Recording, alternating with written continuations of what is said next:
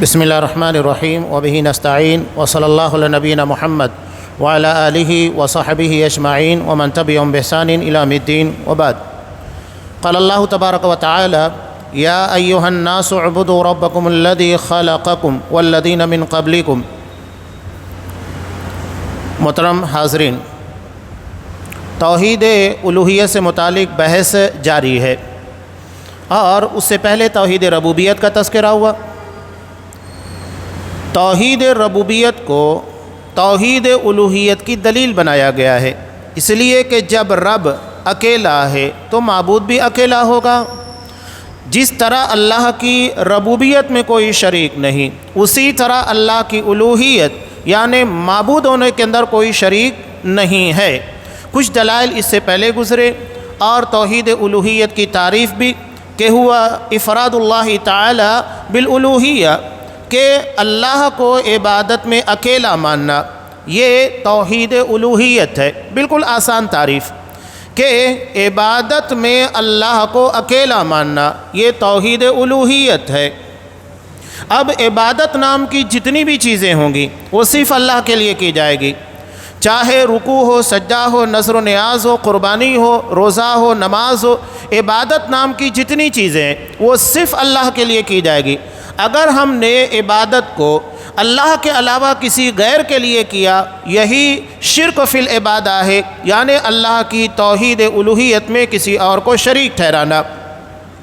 اب یہاں صاحب کتاب شیخ صالح العثیمین رحمہ اللہ بیان فرماتے ہیں کہ اللہ تبارک و تعالیٰ نے ارشاد فرمایا الحمدللہ رب العالمین، کہ اللہ تمام جہانوں کا رب ہے۔ تو اللہ نے تمام جہانوں کے رب ہونے کو اپنے اللہ ہونے کی، الہ ہونے کی دلیل کے طور پر پیش کیا کہ جب اللہ ہی نے تمام چیزوں کو پیدا کیا لہذا وہی معبود ہے، عبادت اسی کی ہونی چاہیے۔ اس کے بعد سورہ بقرہ کی آیت پیش کرتے ہیں، آیت نمبر 21، یا ایھا الناس اعبدوا ربکم الذی خلقکم والذین من قبلکم۔ اللہ نے یہاں پر کیا کہا؟ اے لوگو اعبدوا ربکم، اپنے رب ہی کی عبادت کرو۔ اب دیکھیے اللہ عبادت کے بارے میں حکم دے رہا ہے جو توحید الوہیت ہے، یعنی عبادت میں اللہ کو اکیلا ماننا، اور اس کی دلیل کیا ہے؟ ربکم الذی خلقکم، تمہارے اس رب کی جس نے تم کو پیدا کیا۔ چونکہ پیدا اس نے کیا ہے لہذا عبادت بھی صرف اللہ ہی کی ہوگی۔ والذین من قبلکم، اور تم سے پہلے بھی جو تھے وہ تمام کو اللہ ہی نے پیدا کیا۔ جب خالق اکیلا ہے تو عبادت کے لائق بھی وہی ہوگا، عبادت میں اس کا کوئی شریک نہیں ہوگا۔ لہذا یہاں یہ کہتے ہیں فالمنفرد بالخلق هو المستحق للعبادہ، کہ جو تخلیق میں اکیلا ہے، پیدا کرنے میں اکیلا ہے، وہی عبادت میں بھی اکیلا ہوگا اور وہی عبادت کا بھی مستحق ہے۔ بالکل آسان انداز میں قرآن مجید نے اس چیز کو پیش کیا۔ اب آگے یہ کہتے ہیں یہ تو بیوقوفی کی بات ہے۔ بیوقوفی کی بات کیا ہے کہ تم ایک مخلوق کو جو فنا ہونے والی ہے، مخلوق جو فنا ہونے والی ہے، تمام مخلوق فنا ہوگی۔ اللہ نے صاف کہا کل من علیہا فان، کائنات کی جتنی چیزیں ہیں سب فنا کے گھاٹ اترنے والی ہے۔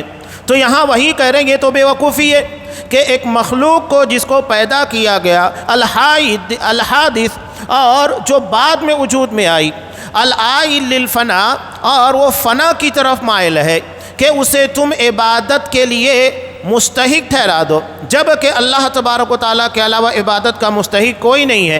آگے جو باتیں آ رہی ہیں انشاءاللہ اور تفصیل کے ساتھ یہ باتیں سمجھ میں آئے گی۔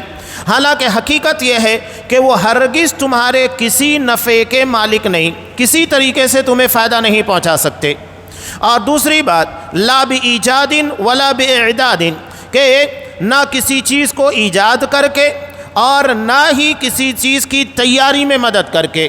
دو چیزیں یہاں پر بیان کی گئی ہے۔ پہلی چیز یہ ہے کسی چیز کو وجود میں لانا۔ اب مثال کے طور پر انسانوں کو ایک دوسرے سے رابطے کی ضرورت تھی، اب اس کے لیے پہل کیا نکالا گیا؟ ٹیلی فون، جو کہ پرانے زمانے کے اندر اور آج بھی چلتا ہے، گھروں کے اندر بہت جگہ کے پر آفیسز کے اندر موجود بھی ہے۔ ایک دوسرے کے لیے رابطہ، اس کے لیے ٹیلی فون کا ایجاد کیا گیا۔ اب بتائیے کہ اس ٹیلی فون کے ایجاد کرنے میں اللہ کے علاوہ کوئی اور ہے؟ انسان کے ذہنوں کے دماغ کے اندر جو تخلیقی صلاحیت ڈالی کہ ہمیں ایک ضرورت ہے اور اس ضرورت کے پورا کرنے کے لیے ہمیں ایک آلہ، ایک مشین بنانا ہے، اس کے لیے کس نے ہمیں صلاحیت دی، کس نے عقل عطا کی؟ ہم نے تو کبھی جانور کو نہیں دیکھا ایک دوسرے سے رابطے کے لیے وہ موبائل استعمال کرتے ہو، ٹیلی فون استعمال کرتے ہو، انسان کو ضرورت ہے۔ تو اللہ نے انسان کو عقل سلیم عطا کیا جس کی بنیاد کے پر وہ اس ٹیکنالوجی کو ایجاد کر پایا، اور اسے ایجاد کرنے میں محض اللہ تبارک و تعالیٰ کی مدد شامل ہے۔ کوئی یہ نہیں کہہ سکتا اب اگر یہ چیز تھی کہ چلو معبودان باطلہ، مثال کے طور پر مشرکین مکہ جن لوگوں کو عبادت کے لائق سمجھتے تھے، لات، منات، عزا، جو بڑے بڑے بت تھے، اساف، نائلہ وغیرہ، تو اس وقت بھی تو لوگوں کو ضرورت تھی رابطے کی، تو کیا ان لوگوں نے اس وقت ان لوگوں کے لیے موبائل یا ٹیلی فون کا ایجاد کیا؟ نہیں کیا۔ اس کا مطلب یہ ہے کہ انسانوں کی ضرورت یہ باطل معبود نہیں، اللہ پوری کر رہا ہے۔ جیسے جیسے انسانوں کی ضرورت پڑ رہی ہے ان تمام چیزوں کو ایجاد کرتے جا رہا ہے، اور نہ اس کی تیاری میں۔ اب انسان اگر کوئی چیز بنانا چاہتا ہے، ایک کاروبار کھڑا کر رہا ہے جس کے ذریعے وہ اپنی معیشت کو سہارا دے سکے، زندگی کا گزارا ہو سکے، تو کیا اس میں کوئی غیر ہے جو آ کر شامل ہو اور اس کے کاروبار کے اندر مدد دے سکے؟ یہ تمام چیزیں صرف اللہ ہی عطا کرتا ہے، تمام چیزوں کا عطا کرنے والا اللہ ہے۔ ولا بامدادہ، اور اس میں کوئی مدد نہیں کرتا سوائے اللہ تبارک و تعالیٰ کے۔ اب یہ آگے اسی چیز کو کچھ تفصیل کے ساتھ بیان کر رہے ہیں۔ کتنی پیارے اور آسان انداز کے اندر انہوں نے کہا۔ یہ تو بہت بیوقوفی کی بات ہے کہ انسان ایک قبر کے پاس آتا ہے، کسی انسان کی قبر کے پاس آتا ہے جو مر کر مٹی کے اندر سما چکا ہے، اور اسے آواز دیتا ہے، حالانکہ وہ اس کی آواز سننے والا نہیں ہے۔ اب یہاں ایک بات یاد رکھیے گا کہ قبر پرستی کی بنیاد سماع موتا ہے، یعنی مردے ہماری آواز کو سنتے ہیں۔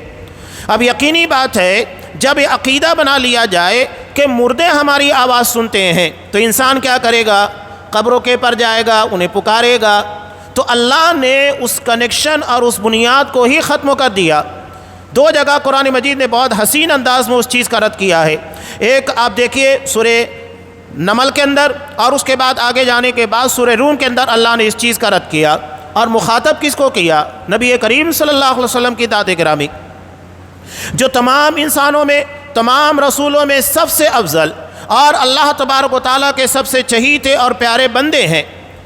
اللہ تبارک و تعالیٰ نے خود نبی کریم صلی اللہ علیہ وسلم کو مخاطب کر کے کہا، اِنَّكَ لَا تُسْمِعُ الْمَوْتَى وَلَا تُسْمِعُ الصُّمَّ الدُّعَاءَ، کہ اے میرے حبیب آپ کسی مردے تک اپنی آواز نہیں پہنچا سکتے، اسے اپنی آواز نہیں سنا سکتے، اور نہ کسی بہرے کو اپنی آواز سنا سکتے۔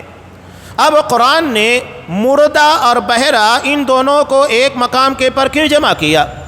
ایک مر چکا ہے، ایک بہرا ہے۔ قرآن نے دراصل عقلی اور نقلی دونوں دلیلوں کو پیش کیا۔ نقلی دلیل کیا ہے؟ نقلی دلیل کا مطلب یعنی جو اللہ تبارک و تعالیٰ نے قرآن و حدیث کے اندر بیان کیا چپ چاپ اس کو ماننا ہے، اس کو نقلی دلیل کہا جاتا ہے، یعنی جو اللہ سے نقل بھی منقول بھی اور نبی نے اس کو پہنچایا۔ اور عقلی یعنی اس چیز کو جسے عقل تسلیم کرتی ہے۔ اللہ نے کہہ دیا کہ اِنَّكَ لَا تُسْمِعُ الْمَوْتَى، یہ نقلی اور شرعی دلیل ہو گئی۔ اللہ نے کہہ دیا کہ تم مردے کو نہیں سنا سکتے۔ اب اس کے بعد اللہ نے یہ کہا کہ بہرے کو نہیں سنا سکتے، یہ عقلی دلیل کے طور پر پیش کیا گیا۔ اللہ نے بالکل آسان اور عام فہم انداز میں کہا کہ ایک شخص جو زندہ ہے، کھانا پینا، زندگی کے تمام امور انجام دیتا ہے، سب اس کے پاس ہے، لیکن اللہ نے اس کے سننے کی صلاحیت کو سلب کر لیا ہے، بہرا ہو گیا ہے۔ اب آپ بتائیے ایک بہرے کے سامنے آپ کتنا بھی چلائے، کتنا بھی اسے آواز دے، کیا وہ آپ کی آواز سن پائے گا؟ نہیں۔ ہر کوئی شخص اس بات کو مانتا ہے، دنیا کے تمام لوگ اس بات کے پر متفق ہے، بہرا ہماری آواز نہیں سنے گا، حالانکہ وہ ہم کو دیکھ سکتا ہے اور ہمیں پکڑ بھی سکتا ہے۔ اگر ہم اس کو تکلیف دے تو وہ تکلیف دینے کے بعد ہمیں نقصان بھی پہنچا سکتا ہے، اپنا دفاع بھی کر سکتا ہے، لیکن اللہ نے صرف اس کی سننے کی صلاحیت کو سلب کر لیا ہے، اس سے محروم کر دیا ہے، تو اس کی بنیاد کے پر وہ ہماری آواز نہیں سن سکتا۔ تو مردہ جو مکمل طریقے سے مر چکا ہے، نہ وہ دیکھ سکتا ہے، نہ چل سکتا ہے، نہ کھا سکتا ہے، کچھ نہیں کر سکتا، تو وہ ہماری آواز کیسے سنے گا؟ قرآن عقلی دلیل کے بنیاد کے پر نقلی دلیل کو پیش کر رہا ہے کہ جس طرح بہرا مکمل جان رکھنے کے بعد اور ساری صلاحیتوں کو رکھنے کے بعد نہیں آواز سن سکتا ہے، تو جو مر چکا ہے مکمل طریقے سے اس کے جسم کے تمام اعضاء اپنے کام کرنا بند کر چکے ہیں، وہ کیسے سن سکتا ہے؟ ایک دم آسان ہے، ہر کوئی اس بات کو اچھے طریقے سے سمجھ سکتا ہے۔ یا اللہ یہ کہنا چاہ رہا ہے کہ میں جس کا کان لے لوں، یعنی جس کے سننے کی صلاحیت کو سلب کر لوں، تو جس کا کان لے لوں وہ نہیں سن سکتا، تو جس کی جان لے لوں وہ کیسے سن سکتا ہے؟ قرآن نے بالکل آسان عام فہم انداز میں اس مسئلے کو حل کر دیا۔ اب رہاں کچھ آگے شبہات لوگ پیش کرتے ہیں، شبہات۔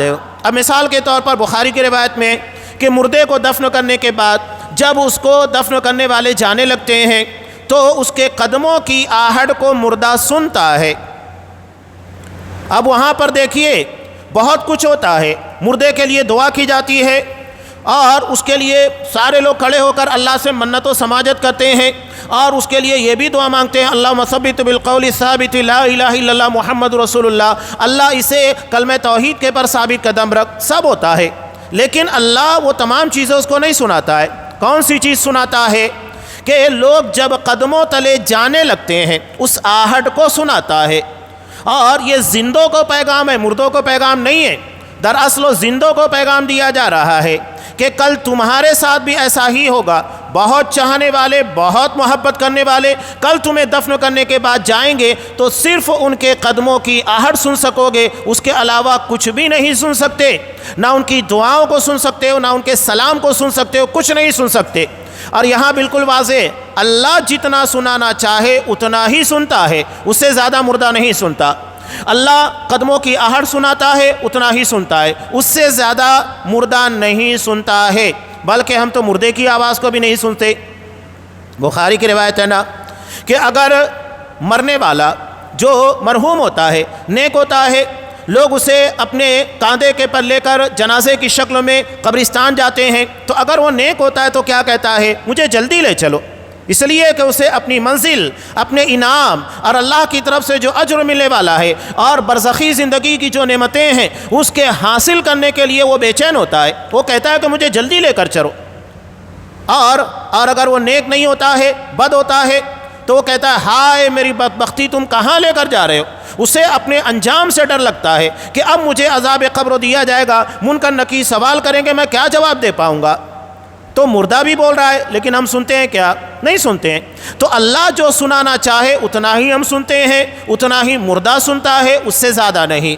لہذا یہ بات بالکل واضح ہے کہ اللہ جتنا سنانا چاہے اتنا ہی سنتے ہیں، اس سے زیادہ نہیں۔ تو یہاں یہ وہیں پر صاحب کتاب کہہ رہے ہیں کہ تم کسی انسان کی قبر کے پاس آؤ، آنے کے بعد جب کہ وہ مٹی میں مل چکا ہے اسے آواز دو۔ اب یہاں پر لوگ ایک اور شبہ پیدا کرتے ہیں، وہی شبہ جو مشرکین مکہ پیش کرتے تھے۔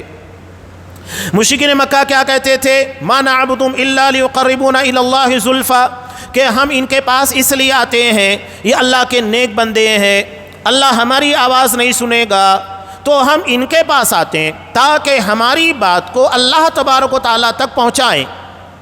اس ضمن میں علامہ احسان الہی ظہیر رحمۃ اللہ علیہ کا ایک بڑا پیارا واقعہ ہے۔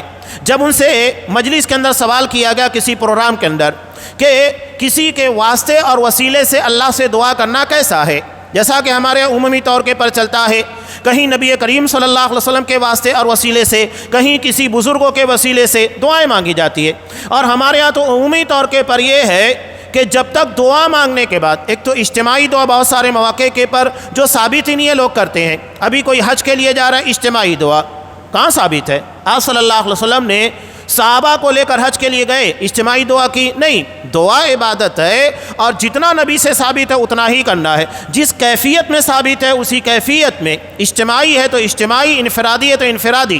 انفرادی دعا کو اجتماعی شکل نہیں دے سکتے ہیں اور نہ اجتماعی شکلوں کو انفرادی بنا سکتے ہیں، جو جیسے ویسے ہی کرنا ہے۔ یہ دعا کے بارے میں بالکل واضح موقف ہے، دعا عبادت ہے، عبادت توقیفی ہوتی ہے، یعنی جیسے جس انداز میں بتایا گیا ہے ویسے ہی کرنا ہے۔ لہذا اس باب میں اپنی مرضی نہیں چلائیں گے، جیسا نبی سے ثابت ہے اتنا ہی کرنا ہے۔ بہرحال اب وہاں پر لوگ دعا بھی کرنے لگ جاتے ہیں۔ اب ہر جگہ آپ دیکھیں لوگ کیا کرتے ہیں کہ اللہ سے دعا کرتے ہوئے کہتے ہیں کہ نبی کے صدقے اور طفیل میں اس دعا کو قبول فرما۔ یہی مسئلہ ہے نا واسطے اور وسیلے کا۔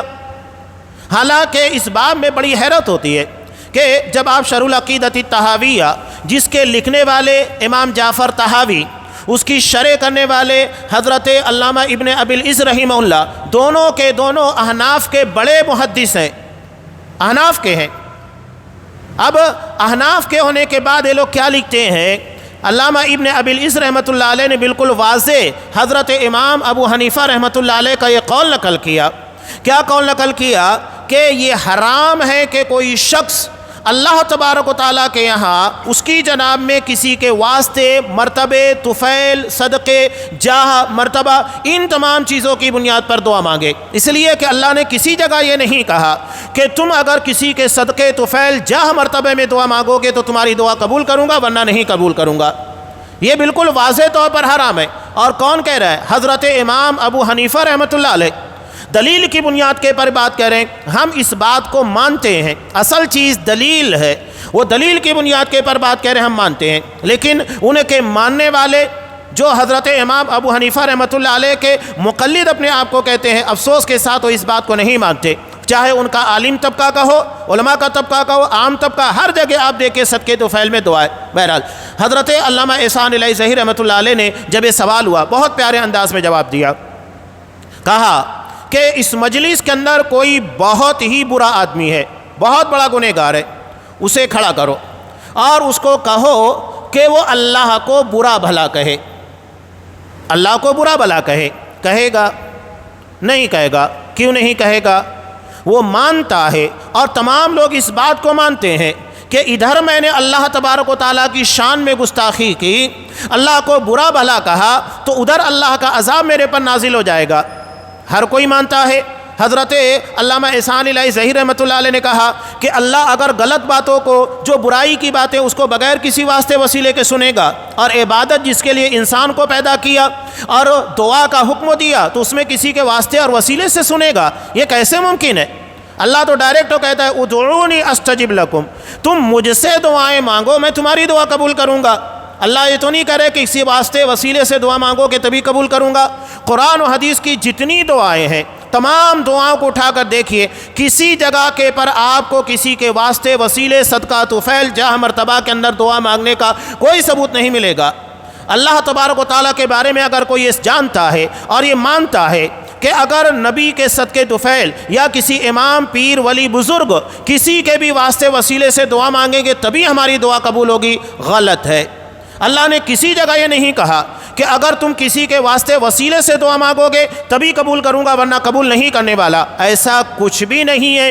ڈائریکٹ اللہ سے دعا مانگنا چاہیے۔ ہاں، دعا مانگنے کے وقت تو جو چیزوں کا اہتمام ہے کہ آپ اللہ کے اسماء و صفات کو اختیار کریں وہ کرنا چاہیے، اور کسی نیک انسان سے دعا کی درخواست کرنا جو زندہ ہو وہ بھی ثابت ہے، اور اسی طرح کہ اللہ تبارک و تعالیٰ کی بارگاہ میں اپنے نیک اعمال کے واسطے وسیلے سے دعا کرنا وہ بھی ثابت ہے، جیسا کہ حدیث غار بخاری مسلم کی مشہور روایت، بنی اسرائیل کے 3 شخص جب ایک غار میں پھنسے تو تینوں کے تینوں نے اپنے نیک اعمال کے واسطے وسیلے سے اللہ سے دعا مانگی، اللہ نے ان کی دعا قبول کی اور انہیں مصیبت سے نجات دی۔ جو ثابت ہے اتنا کرنا ہے، جو نہیں ثابت ہے اس کو نہیں ماننا ہے۔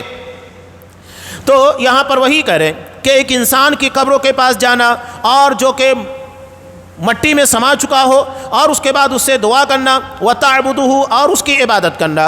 عبادت کرنا کیا ہے؟ عبادت کرنا یہ ہے کہ اس کے لیے نذر و نیاز کیا جائے۔ آج دیکھیے کہ قبروں کے پر چادر چڑھائی جاتی ہے، قندوری کی جاتی ہے، یعنی اس قبر والے کے لیے بکرا ذبح کرنا، حالانکہ بکرا ذبح کرنا عبادت ہے، جیسا کہ ہم قربانی کرتے ہیں تو اسے اللہ کے علاوہ کسی غیر کے لیے نہیں کیا جا سکتا۔ قرآن کتنا واضح کہتا ہے، اور اسی دعا کو، اسی آیت کو قربانی کے موقع کے پر جانور کو ذبح کرنے کے وقت ہم پڑھتے ہیں، ان صلاتی و نسکی و محیای و مماتی للہ رب العالمین، کہ کہہ دو میری نماز، میری قربانی، میرا جینا، میرا مرنا سب اللہ رب العالمین کے لیے، یہ سب اللہ کے لیے، اسے کسی غیر کی طرف نہیں پھیر سکتا۔ اب قربانی عبادت، اس جانور کو چاہے آپ بکرا ذبح کیجئے، مرغا ذبح کیجئے، کوئی بھی چیز ہو، اگر آپ اللہ کے علاوہ کسی غیر اللہ کے لیے اسے ذبح کرتے ہیں، یہی تو دراصل اللہ کے عبادت میں کسی غیر کو شریک ٹھہرانا ہے، اللہ کو چھوڑ کر کسی غیر کے لیے عبادت انجام دینا ہے، جو شرک کہلاتا ہے۔ حالانکہ مسئلہ کیا ہے، حقیقت کیا ہے؟ یہاں پر یہ کہہ رہے ہیں وَهُوَ بِحَاجَةٍ إِلَىٰ دُعَاءِ، مردہ ہماری دعاؤں کا مستحق ہوتا ہے، وہ ہماری دعاؤں کا محتاج ہوتا ہے۔ صاحب قبر یہ ہماری بگڑی نہیں بناتا اور وہ ہمارے لیے دعا نہیں کرتا یا ہماری زندگی کی پریشانیوں کو دور نہیں کرتا، بلکہ ہم اپنی دعا کی وجہ سے اس کی زندگی کو آسان بنانے کے لیے اللہ سے درخواست کرتے ہیں۔ بہقی کی روایت ہے، آپ صلی اللہ علیہ وسلم نے ارشاد فرمایا، حضرت عبداللہ ابن عباس رضی اللہ تعالیٰ عنہ سے مروی، مل میت فی القبر الا کالغریق المتغوث، میت یعنی جو مر چکا ہے، قبروں میں جا چکا ہے، یہ اس ڈوبنے والے کی طرح ہوتا ہے جو آواز لگاتا ہے، وہ اپنی مدد کے لیے کسی کو پکارتا ہے، اس لیے کہ وہ ڈوبنے والے کی طرح ہے۔ کوئی شخص پانی میں ڈوب رہا ہے تو کیا کرتا ہے؟ وہ چاہتا ہے کہ کوئی آئے اس کو بچا لے، تاکہ پانی کے اندر ڈوبنے سے وہ اپنے آپ کو بچا لے جائے۔ تو اس ڈوبنے والے کی طرح مردہ بھی ہوتا ہے۔ اب یہ بچنے کے لیے کیا کرتا ہے؟ ینتظر دعویٰ، وہ دعا کے انتظار میں ہوتا ہے۔ یلتحقہ من اب او صدیق او اخ، جو دعا اس کے ماں باپ کی طرف سے یا اس کے رشتہ دار بھائی کی طرف سے یا اس کے دوست و احباب کی طرف سے آتی ہے، اور جب یہ دعا اس کے حق میں کی جاتی ہے تو اللہ تبارک و تعالیٰ پہاڑوں کی طرح اس کو اجر و ثواب دیتا ہے۔ یہ دعا کی برکت ہے، یعنی مردہ زندوں کی دعاؤں کا محتاج ہے، نہ کہ زندہ مردوں کے لیے محتاج ہیں کہ ان کی قبروں پر جائیں اور ان کے لیے چادر چڑھائیں، قندوری کرے، بکرے ذبح کریں، مرغے ذبح کریں اور یہ سمجھے کہ اللہ تبارک و تعالیٰ کے ہماری آواز پہنچائیں گے۔ نہیں، بالکل الٹ دیا گیا ہے۔ صاف یہاں پر کریں وَأَنْتَ لَسْتَ بِحَاجَةٍ إِلَىٰ أَن تَدْعُوَ، کہ تم اس سے دعا کرانے کے کسی بھی شکل کے اندر محتاج نہیں۔ زندہ مردہ سے دعا کرانے کا کسی بھی صورت کے اندر محتاج نہیں ہے، اور یہ مردہ اپنے آپ کے لیے کسی نفع اور نقصان کا مالک نہیں، تو وہ کسی اور کا مالک کیسے ہو سکتا ہے؟ جو مردہ اپنے آپ کے نفع نقصان کا مالک نہیں، وہ دوسروں کو کیسے نفع نقصان پہنچائے گا؟ کتنی واضح چیز ہے۔ اب آگے یہ کہہ رہے ہیں کہ اگر اللہ تبارک و تعالیٰ کے ہاں کوئی انسان سب سے زیادہ مرتبے والا ہوتا تو وہ نبی کریم صلی اللہ علیہ وسلم ہے۔ آپ صلی اللہ علیہ وسلم کا مقام اور مرتبہ تمام انسانوں، تمام رسولوں میں سب سے بڑھ کر ہے، لیکن اس کے بعد بھی اللہ تبارک و تعالیٰ نے کیا کہا؟ وَمَن يَرْغَبُ عَن مِّلَّةِ إِبْرَاهِيمَ إِلَّا مَن صَفِيَ نَفْسَهُ، کہ جو بھی حضرت ابراہیم علیہ السلام کی ملت جس طریقے سے انہوں نے دین کو فالو کیا اس سے اعراض کرے گا تو وہ بے وقوف ہے، گمراہ ہے، وہ اپنے آپ کو گمراہی میں ڈال رہا ہے۔ لہذا اپنے آپ کو اسی طریقے کے پر چلاؤ جس طریقے کے پر اللہ تبارک و تعالیٰ نے تمام انبیاء اور رسولوں کو بھیجا ہے۔ اب یہاں صاحب کتاب کہتے ہیں یہی وہ قسم ہے، یعنی توحید الوہیت، عبادت میں اللہ کو اکیلا ماننا، جس کے اندر لوگوں نے کفر کا، انکار کا راستہ اختیار کیا اور عام لوگوں نے اس کے بارے میں انکار کیا، اور اللہ نے اسی خاطر رسولوں کو بھیجا کہ صرف اللہ کی عبادت کی جائے، کتابیں نازل کی، جیسا کہ اللہ ارشاد فرماتا ہے سورہ انبیاء آیت نمبر 25، وَمَا أَرْسَلْنَا مِن قَبْلِكَ مِن رَّسُولٍ إِلَّا نُوحِي إِلَيْهِ أَنَّهُ لَا إِلَٰهَ إِلَّا أَنَا فَاعْبُدُونِ، کہ ہم نے آپ سے پہلے جس رسول کو بھی بھیجا یہی وحی کی۔ کس بات کی وحی کی ہے؟ لا الہ الا ہو، کہ اللہ لا الہ الا انا، میرے علاوہ عبادت کے لائق کوئی نہیں ہے۔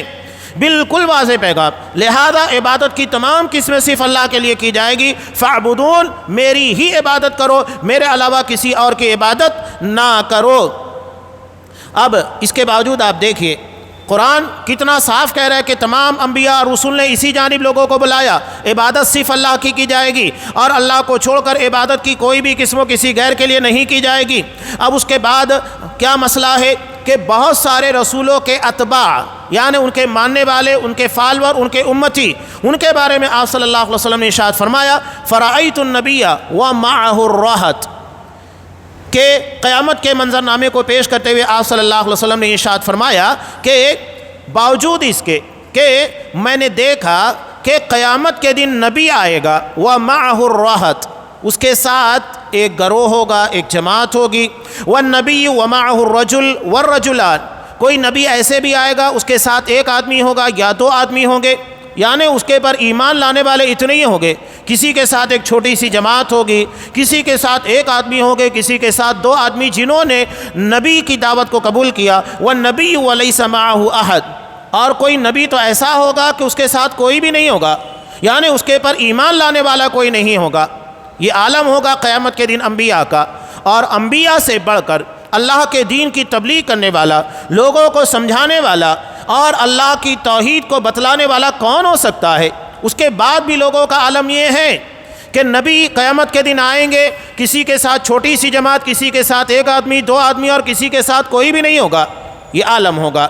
حالانکہ مقصد حیات اللہ کی توحید ہے، اللہ کو اس کی ربوبیت میں، الوہیت میں، اسماء و صفات کے اندر اکیلا ماننا ہے۔ اب اس کے بعد یہاں تنبیہ کے طور پر شیخ صالح العثیمین رحمہ اللہ کہتے ہیں کہ تعجب ہوتا ہے کہ اکثر مصنفین نے توحید کے علموں کے باب کے اندر اس بات کو ملحوظ خاطر نہیں رکھا اور توحید کے پر زیادہ توجہ نہیں دی۔ آج بھی ہمارے یہاں لوگ یہ کہتے ہیں کیا توحید کی رٹ لگا کے رکھیں، حالانکہ یہی ہمارا اول و آخر ہے۔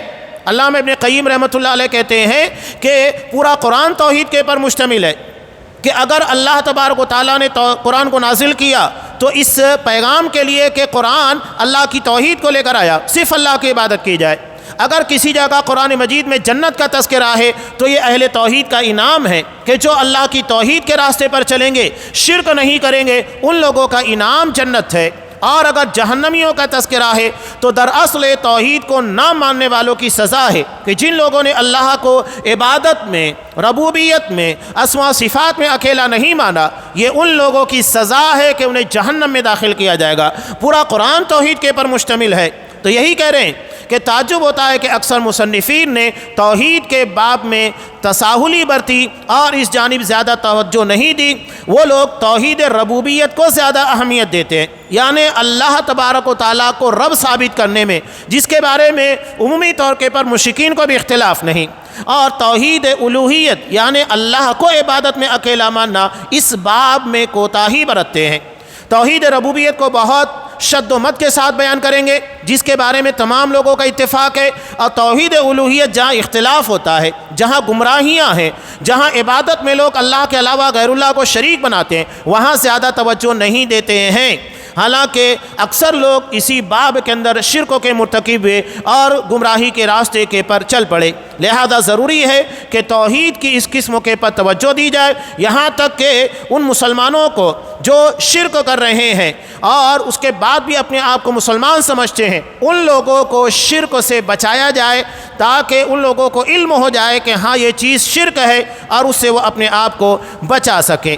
یہ توحید ربوبیت سے متعلق کچھ باتیں تھیں جو ابتداً یہاں پر تمہیدی طور کے پر پیش کی گئی ہے۔ اب اس کے بعد توحید کی تیسری قسم آتی ہے جو ہے توحید اسماء و صفات، یعنی اللہ کو اس کے ناموں میں اور جو صفات بیان کی گئی ہے اس میں اکیلا ماننا، اور یہ باب بڑا وسیع ہے، اور لوگوں کی گمراہی کی ایک بڑی وجہ یہی ہے کہ انہوں نے اللہ کے اسماء و صفات کو جیسا ماننا چاہیے تھا، سمجھنا چاہیے تھا، بلکہ مسلمانوں کی بات کر رہا ہوں اور مسلمانوں میں بھی اپنوں کی بات کر رہا ہوں کہ توحید کے بارے میں، عقیدے کے باب میں زیادہ علم نہ ہونے کی وجہ سے یہاں پر بھی لوگ غلط فہمی کا یا کم علمی کا، جہالت کا شکار ہے۔ اکثر بہت سارے لوگوں کو اگر مجلسوں کے اندر سوال کر لیا جائے کہ ٹھیک ہے اللہ تبارک و تعالیٰ رب ہونے میں اکیلا ہے، اس کی تعریف بیان کرو، یا اس کے بارے میں جو تشریح بیان کی گئی ہے اس کی تعریف وہ بیان کرو، تو ہمارے افراد نہیں بیان کر پاتے کہ توحید ربوبیت کا مطلب کیا ہے، نہیں بیان کر پاتے، افسوس کے ساتھ کہنا پڑتا ہے۔ توحید الوہیت اگر آپ یہ پوچھیں گے اس کا معنی کیا ہے، اس کی تعریف کیا، نہیں بتا پائیں گے، جبکہ توحید ربوبیت کا مطلب بالکل واضح ہے، اور بار بار اس چیز کو میں بیان کر رہا ہوں اور آگے آتا بھی رہے گا تاکہ یہ پختگی کے ساتھ ہمارے ذہن و دماغ کے اندر بیٹھ جائے کہ اللہ کو خالق ہونے، مالک ہونے اور مدبر کائنات ہونے میں اکیلا مانا جائے۔ یہ ہے توحید ربوبیت، اور توحید الوہیت اللہ کو عبادت میں اکیلا ماننا۔ بار بار یہ چیزیں ریپیٹ ہوتی رہیں گی تاکہ ذہن و دماغ کے اندر پختگی کے ساتھ بیٹھ جائے۔ انشاءاللہ آئندہ جو درس شروع ہوگا وہ توحید اسماء و صفات، یعنی اللہ اس کی ناموں میں اللہ کے پیارے پیارے نام ہیں، اس کی صفات ہے، اللہ ان تمام چیزوں میں اکیلا ہے، بے مثال ہے، یکتا ہے۔ بڑی تفصیل کے ساتھ انشاءاللہ آئندہ درسوں میں وہ تمام تر چیزیں آنے والی ہے۔ اللہ تبارک و تعالیٰ سے دعا ہے کہ پروردگار ہمیں ان تمام چیزوں کا علم، جیسا کہ شارحین نے نبی کریم صلی اللہ علیہ وسلم کی احادیث قرآن کی آیات کے ضمن میں بیان کیا ہے، جو سلف کا عقیدہ ہے، ہمیں اسی عقیدے کو سمجھنے اور اسی کے پر قائم و دائم رہنے کی توفیق عنایت فرمائے۔ آمین۔ وآخر دعوانا ان الحمد للہ رب العالمین۔